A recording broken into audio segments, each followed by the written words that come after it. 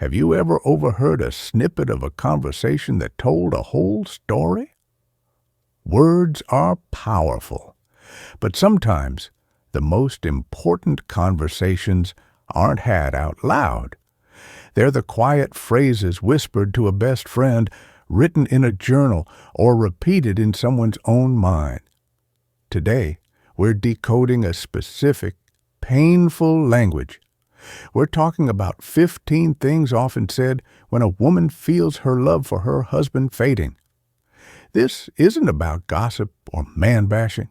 This is about translation. We're going to take these 15 phrases one by one and uncover the deeper, unspoken truths and unmet needs behind them. Our goal? To understand this silent cry for help and discuss what can be done. Whether you're here for insight or for help, you are welcome. Let's begin. Before we start, 2 vital points. First, these phrases are a symptom of a system, the relationship that is breaking down. They are not a one-sided attack. Second, hearing or thinking these things is not the end. It is a critical warning signal, a check engine light for the heart. Ignoring it leads to a breakdown. Heeding it can start a repair. Let's dive into our list. We'll group them as we go. Phrases 1 to 3, the language of emotional distance 1. I feel more like a roommate than a wife. What it sounds like, we're just coexisting. What it really means, the intimacy, friendship, and passion that defined our romantic connection are gone. We are managing a household, not nurturing a relationship. 2. I don't miss him when he's gone. What it sounds like, indifference.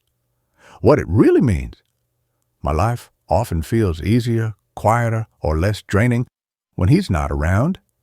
His presence has become a source of stress, not comfort. 3. I've stopped sharing things about my day.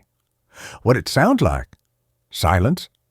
What it really means, I no longer believe he is genuinely interested or will respond supportively. Sharing feels pointless or even risky, so I've built a wall to protect myself. Phrases 4 to 7, the language of resentment and exhaustion. 4. It's easier to just do it myself. What it sounds like, control.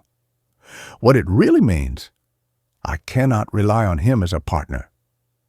The mental load of managing, reminding, and potentially arguing is more exhausting than the task itself. I feel alone in this partnership. 5. Everything he does annoys me. What it sounds like, nagging. What it really means, I have underlying unaddressed resentment. Small annoyances are just safe outlets for much bigger feelings of hurt, disrespect, or neglect. 6. I don't care what he does anymore. What it sounds like, apathy. What it really means, I am emotionally bankrupt. I've stopped investing because it hasn't been reciprocated. It's a form of self-preservation to stop the pain of constant disappointment. 7. We're just going through the motions. What it sounds like, going through the motions. What it really means, our relationship is on autopilot. There is no genuine joy, spontaneity, or effort. We are performing the script of a marriage without feeling the emotions behind it. Phrases 8 to 11, the language of lost self and futility. 8. I don't know who I am anymore. What it sounds like, confusion. What it really means, I have lost my individual identity within the role of wife. My own dreams, hobbies, and sense of self have been swallowed by the relationship. 9.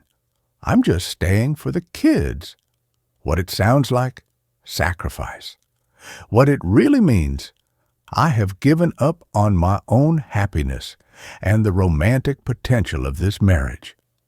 I am enduring a sentence, not living a life, and hope my sacrifice is worth it for the children. 10.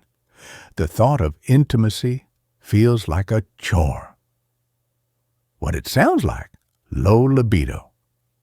What it really means, the emotional connection is so broken that physical intimacy feels violating or transactional. You can't desire someone you feel disconnected from or resent. 11. I fantasize about a life on my own. What it sounds like, an exit plan. What it really means, this fantasy is a coping mechanism. It's not necessarily a concrete plan to leave, but a mental escape from the pain and confinement I feel in the current reality. Phrases 12 to 15, the language of finality. 12. I don't love him anymore. What it sounds like, the end. What it really means, the reservoir of love has run dry because it hasn't been refilled. The positive feelings have been consistently outweighed by hurt, loneliness, and neglect for so long that they've been extinguished. 13. I feel completely alone in this marriage.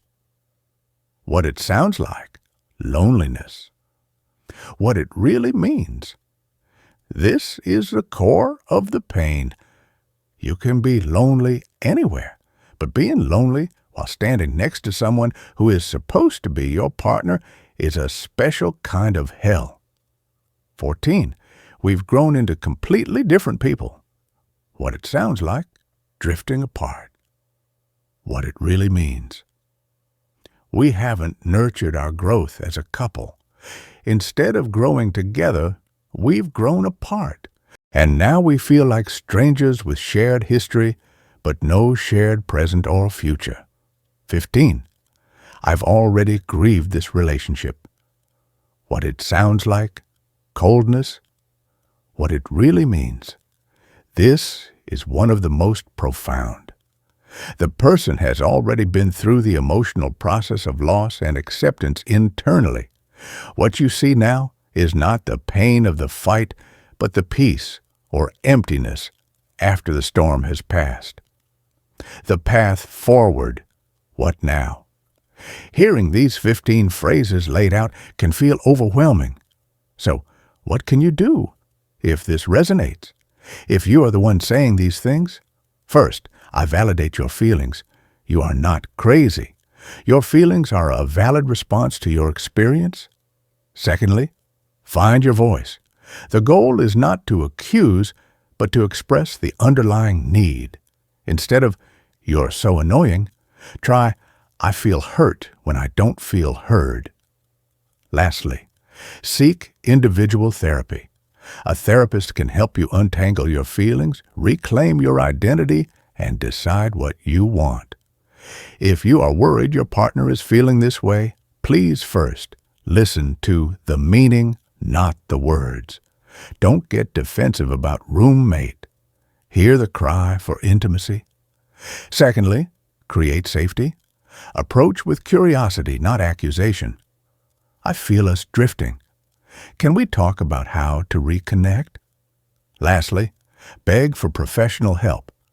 Couples counseling is not a sign of failure. It's the smartest investment you can make in a complex, broken system.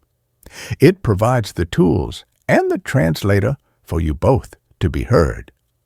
The common thread through all 15 phrases is a catastrophic breakdown in emotional connection and feeling valued. Rebuilding starts with addressing those two core pillars. These 15 phrases are not a verdict, they are a diagnosis. And a diagnosis is the first step toward healing. Your relationship story is still being written. If this video helped you understand something, share your respectful thoughts in the comments. Let's support each other. If you found value, please like, share, and subscribe for more content that aims to bring clarity and hope to complex situations. Thank you for watching with an open heart and mind. Remember, be kind to yourself.